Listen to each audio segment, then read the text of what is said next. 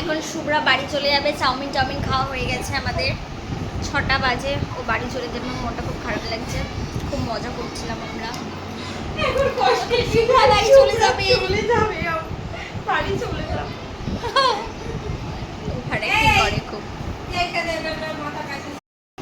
Tata Shubhra, তুই আবার আসবি। চলে আমার ব্লগে একটু এদিকে আয়। কিন্তু তুই আর বাড়ি যাবি না। কেন আমি ওর বাড়ি? আচ্ছা যাবো না, যা। না না তুইও যাবি।